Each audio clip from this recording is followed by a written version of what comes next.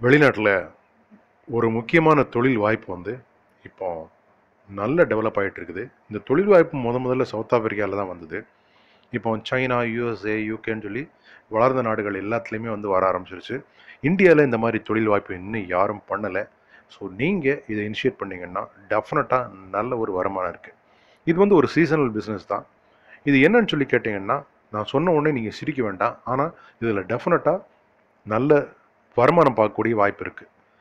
நிறைய பெண்கள் வந்து ஷாப்பிங் போனாங்க அப்படின்னா அவ்வளோ சீக்கிரம் கடையை விட்டு வரமாட்டாங்க. இந்த மாதிரி ஷாப்பிங் போகிற பெண்களோட ஆண்கள் இணைஞ்சு போகிறது வந்து அவங்களுக்கு பெரிய தலைவலி.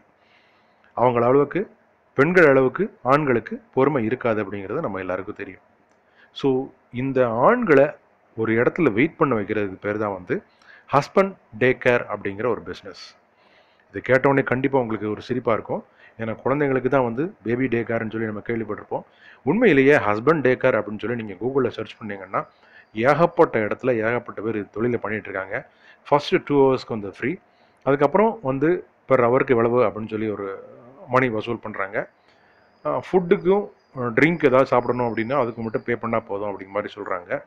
அங்கே டிவி இருக்கும், டிவி வாட்ச் பண்ணால் பண்ணலாம், ஏதாவது புக் படிக்கணும்னா படிக்கலாம், லைப்ரரி இருக்கும், இல்லை கம்முன்னு தூங்கணும்னா தூங்கலாம், இந்த மாதிரி எல்லா வசதியும் இருக்கும். அது எல்லாத்துலேயுமே வந்து ப்ரைவேட் பார் அட்டாச்சு அங்கே ஃபாரினில். நீங்கள் அந்த மாதிரிலாம் பண்ண வேண்டாம்.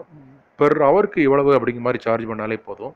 அவங்க ரிலாக்ஸாக ஒரு இடத்துல நல்ல ஃபேனை போட்டு இல்லை ஒரு ஏசியை போட்டு உட்காந்துற அளவுக்கு ஒரு வசதியை பண்ணி கொடுத்து நீங்கள் இது பண்ணிக்கலாம். ஃபுட்டு வேணால் கூட அந்த ஃபுட்டுக்கு எக்ஸ்ட்ரா பே பண்ணணும் அப்படிங்கிற மாதிரி கூட நீங்கள் வேணால் பண்ணிக்கலாம். சென்னை மாதிரியான சிட்டி, திருச்சி, அதுக்கப்புறம் அந்த மாதிரி மெயின் சிட்டிஸில் வந்து பெரிய பெரிய ஜவுளி கடைகள் இருக்கிற மாதிரியான இடங்கள்ல நிறைய மக்கள் ஷாப்பிங் வந்து போகிற இடங்களில் வந்து குறிப்பாக அந்த தீபாவளி பொங்கல் டயத்தில் வந்து இந்த பிஸ்னஸ் ரொம்ப நல்லா ஓடும். உங்கள் வீடோ இல்லை வேறு ஏதோ ஒன்றில் ஒரு ஒரு போர்ஷன் மட்டும் ஒதுக்கி அங்கே நல்ல சோஃபாலாம் போட்டு நல்ல ஃபேனோ ஏசியோ பண்ணி விட்டுட்டு நீங்கள் இப்போ ரவருக்கு இவ்வளவுன்னு சொல்லி நீங்கள் தாராளமாக சார்ஜ் பண்ணலாம். டெஃபினட்டாக இது ஒரு நல்ல பிஸ்னஸாக இருக்கும்.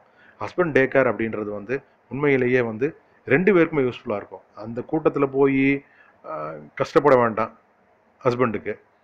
லேடிஸ்க்கு வந்து கிளம்பு அப்படின்னு சொல்லி ஹஸ்பண்டோட தொந்தரவுலேருந்து ரிலீஃபு. அவங்க ஃப்ரீயாக போயிட்டு ஷாப்பிங்லாம் முடிச்சுட்டு வந்தாங்கன்னா இவங்க கூட்டிகிட்டு போயிடலாம். ஸோ டெஃபினட்டாக இந்த பிஸ்னஸ் கண்டிப்பாக சென்னை மாதிரியான இடத்துல ஒர்க் அவுட் ஆகும். யாருக்கு இந்த மாதிரி வசதி இருக்கோ அவங்க பண்ணுங்கள். ஏன்னா இது கண்டிப்பாக ஒரு சீசனல் பிஸ்னஸ் தான். இதை வந்து எப்போவுமே பண்ணிகிட்டு இருக்க முடியாது. ஆனால் அந்த சீசனில் நீங்கள் நல்ல காசு பார்த்துடலாம். தேங்க்யூ.